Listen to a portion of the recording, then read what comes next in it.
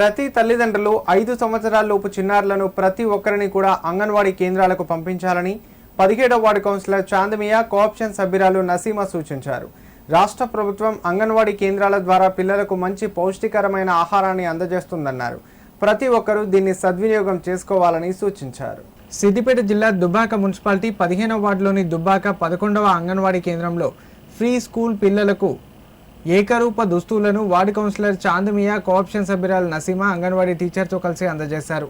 ఈ సందర్భంగా వారు మాట్లాడుతూ గతంలో ప్రభుత్వ పాఠశాలల్లోనే ఏకరూప దుస్తులను అందజేసేవారని, ప్రభుత్వం అంగన్వాడీ కేంద్రాల్లో కూడా ఈ సంవత్సరం ఏకరూప దుస్తులను ప్రతి విద్యార్థికి అందజేయడం జరుగుతుందన్నారు.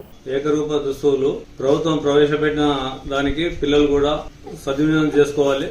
మరియు పౌష్టిక ఆహారం కూడా పంపిణీ చేస్తుంది, దాన్ని కూడా సరిగా పంపిణీ చేయాలి.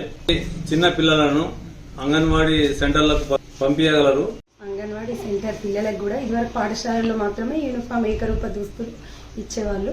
రాష్ట్ర ప్రభుత్వం ఇప్పుడు అంగన్వాడీ పిల్లలకు కూడా ఏకరూప దుస్తులు ఇస్తున్నందున అంగన్వాడీకి 3 సంవత్సరాల నుండి 5 సంవత్సరాల పిల్లలందరినీ పంపించి ఈ పౌష్టికారము యూనిఫామ్స్ అన్ని సద్వినియోగం చేసుకోవాలని మనవి.